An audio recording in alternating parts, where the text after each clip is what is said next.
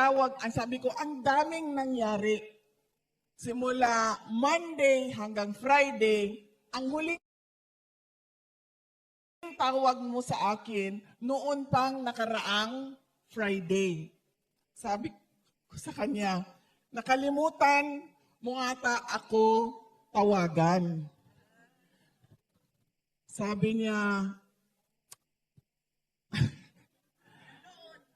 hindi man siya nagtampo, ma'am, kasi wala naman akong, hindi man siya nagtampo. Sabi niya,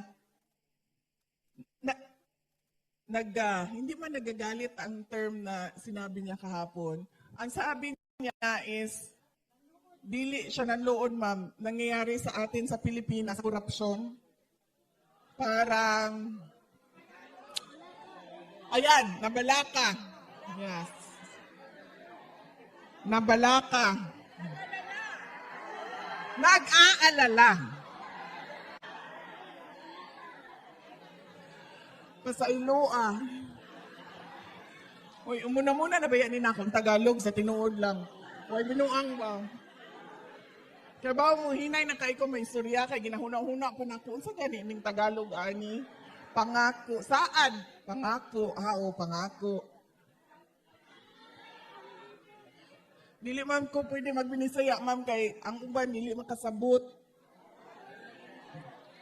Kinahanglan nyo tinagalog. Pero muna-muna na gini. Asa to?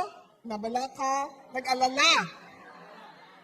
Nag-alala siya sa mga pangyayari sa Pilipinas sa korupsyon. Tapos, ikinento ko sa kanya. Thank you. Ikinento ko sa kanya. Ay, sorry. Ito pala ang sasabihin ko kanina. Nakalimutan ko. Ito pala yung unang-unang sasabihin ko sa inyo. Kasi marami kanina ang lumalapit sa stage para magpa-picture. Meron po tayong oras mamaya para po sa kamustahan. So ayusin lang po natin yung linya natin mamaya para sa 1:1 na picture. Solo photo. Hey! Kaya huwag po kayong mag-alala. Ako yung nag-aalala. Alam niyo bakit? Anong nangyari sa amin sa Kuwait? Ilan tayo dito ngayon? 1,000. O ganun yung sa Kuwait. 900. 900 yung sa Kuwait. Sa venue namin. Tapos, mahaba yung pila. Tapos nagtataka ako, bakit